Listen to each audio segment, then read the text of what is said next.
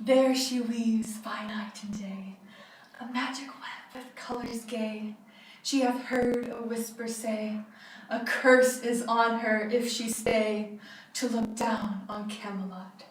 She knows not what the curse may be, and so she weaves steadily, and a little other care hath she, the Lady of Shalott. This poem is by Lord Alfred Tennyson, and today I will be giving an inspirational speech on how it was brought into my life, how this poem can inspire us, and what the poem really means, and how we need to pay heed to the message that I believe Lord Tennyson was giving us. This poem was first introduced to me by one of my favorite films, Anne of Green Gables. She starts off the movie by walking through the forest reciting the poem. Even now, this moment captivated my imagination. I romanticized it and believed it to be more than what the poem actually means. I didn't read the whole poem until I was in high school, and that was when I realized that the poem is actually not a happy and carefree poem. It is about a lady who is locked in a tower and does not get a chance of going out and looking beyond her glass.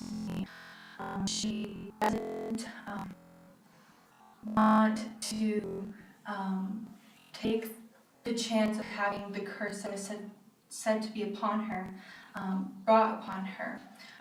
So rather, to me, it seems like this poem is a warning that Lord Alfred Tennyson was giving us. He was warning us not to be afraid to look out the window, not to be afraid to step out of our comfort zone.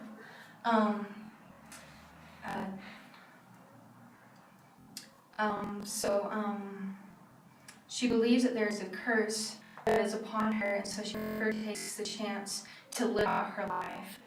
She spends her whole life sitting there afraid. And so what we need to learn from this poem and to apply to our own lives is how often are we frightened to step out into the unknown and to live life to the fullest? How often are we afraid of making a mistake? How often are we afraid of something not turning out the way that we thought it should? Tennyson was bringing out we're oftentimes too afraid to fail, and that we are too afraid of change. And that is something that we don't need to be afraid of. We don't need to be afraid to fail. We don't need to be afraid to change. We don't need to be afraid of mistakes, because that's how we learn. We don't need to be discouraged when things don't turn out the way that they should, because God has ordained a special calling on each of our lives. And if we're not willing to look past the glass mirror that we see the world in, if we're not willing to take the chance of having the curse, as Tennyson called it, brought upon us, then we're not really living to our fullest capability. We're not living to glorify God as He wants us to. And so I want to encourage you, I want to inspire you with this speech to take chances. I want to encourage you to follow God's voice.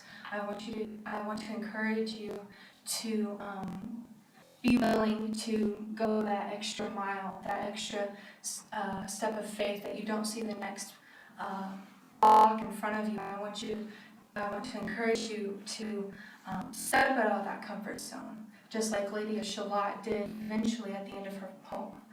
She finally realized that she was not living a full life. She realized that she did not step up and get past the glass window to get out of her box, that she was not living. And so what I want to leave with you today from this speech is I want to leave with you the fact that you should always be willing to live no matter how the plans turn out. We should always be willing to live life to the fullest. We should always live. Thank you. I hope you were inspired by this speech.